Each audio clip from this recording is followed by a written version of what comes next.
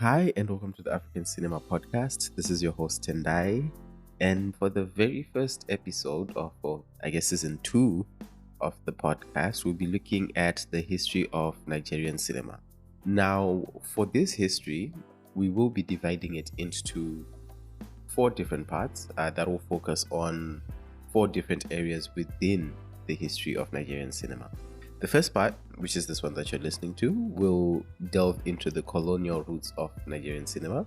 The second part will look at the golden age of Nigerian cinema. The third part will look at the home film video era within Nigerian cinema. And the last part will look at the new Nigerian cinema. Without further ado, I hope that this journey that we'll be going on together will be additive to you as it was additive to me whilst I was researching it. And yeah, let's start.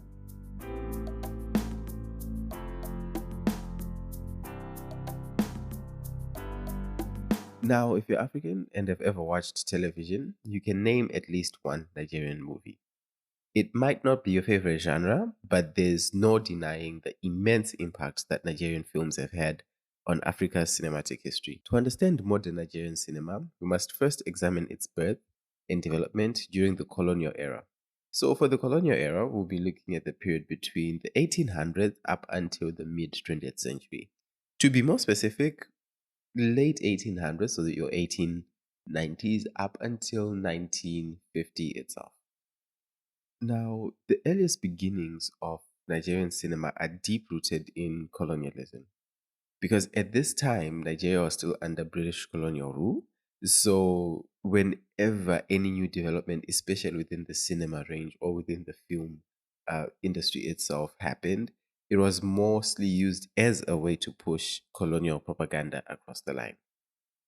In the late 1800s, cinema made its debut in Nigeria through peephole viewing devices such as the kinetoscope, which allowed just one person at a time to catch a glimpse of moving images. This was the most modern way of viewing films at the time, and the fact that it was actually brought into Nigeria or most of West Africa at that time shows just how important and how fast cinema was developing. By 1903, technological improvements meant that cinema exhibitions had also evolved. At Glover Memorial Hall in Lagos, the first public film screening was going to be held, making use of an upgraded method of film, upgrading from the one-person people method to a new form of motion picture exhibition. This was the definitive mark of the beginning of cinema as a popular social pastime in Nigeria. Now, a bit more on this first screening.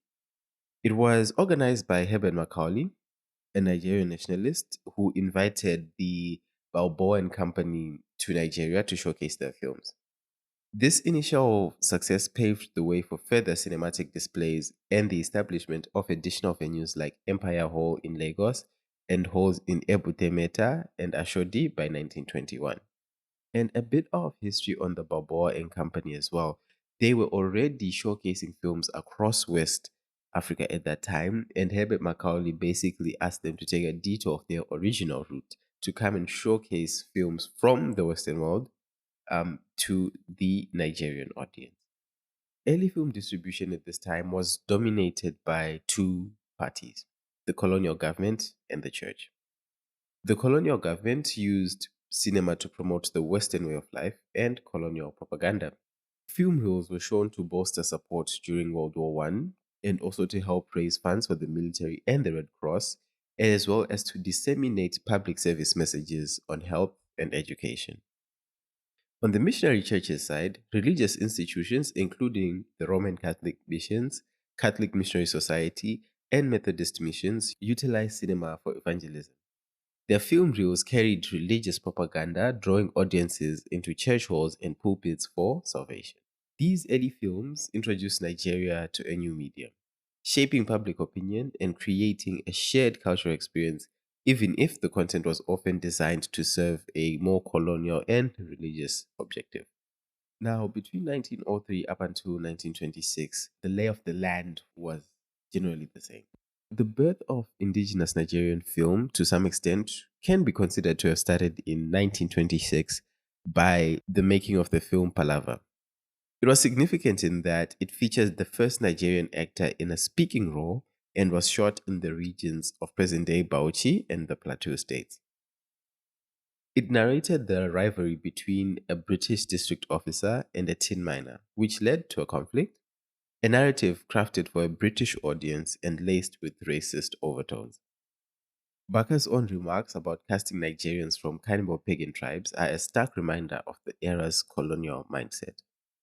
Despite its problematic perspective, Palava stands as a milestone in the evolution of indigenous film production in Nigeria. By the 1930s, cinema houses began appearing across Lagos as the city grew. The West African Pictures Company, led by Mr. S. Khalil from the Syrian community in Lagos, played a key role by operating shows at Glover Hall and later establishing cinema halls like Rex Cinema, Regal Cinema, and Royal Cinema in Lagos. Now, cinema had sort of a dual role in society. While these commercial cinema houses primarily showcased Western films for entertainment and economic gain, they also served to reinforce colonial narratives by justifying European dominance over local cultures. The trend that had started in 1903 had carried over for decades up until the 1930s. And a clear example of this was how missionaries continued to harness cinema for spreading religious and moral views. And in response to the rapid growth of cinema, the colonial government introduced the Board of Censorship in 1937, comprising representatives from religious institutions and schools to regulate film content and operation of cinema houses. Now, this Board of Censorship was a clear picture of who controlled what within the cinema industry itself.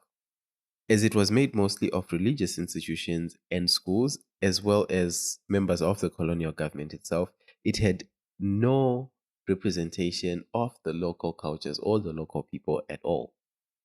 Now, by the 1940s, we start to witness the resurgence of the Yoruba traveling theatre, a tradition dating back to the mid 1800s. Originally, these troupes performed at festivals or religious gatherings, reenacting mythological and historical tales in an itinerant style. And by the 1940s, these groups had begun integrating Western theatrical techniques such as the use of stages and elaborate lighting alongside traditional Yoruba performance styles. Their adaptation extended to recording their performances on celluloid, thus laying the groundwork for native Nigerian cinema. Figures like Hubert Ogunde and Kola Ogunmola started to gain prominence in these circles. Although the traveling theatres primarily catered to a Yoruba-speaking audience, they marked the early emergence of indigenous storytelling and recorded storytelling in cinema. By 1949, with the growing influence and interest in cinema in Nigeria itself, the colonial authorities established the Nigerian Film Unit. The purpose of this Nigerian Film Unit was to decentralize film production, and the unit exhibited health and educational films, produced newsreels, and distributed short documentaries using mobile cinema vans. This initiative signified the colonial power's attempt to control and manage the growing influence of film in Nigeria, a move that would have long-lasting implications for the nation's cinematic evolution. Now, as we close on the first era of Nigerian cinema, we see that this era was not only about introducing new technologies and narratives, but also about establishing cinema as a powerful medium for both propaganda and indigenous expression. From the early people devices and Glover Hall screenings to the creation of Palava and the rise of the Yoruba traveling theatre, the colonial legacy of Nigerian cinema laid a complex foundation, one marked by both imposed narratives and the seeds of local creativity.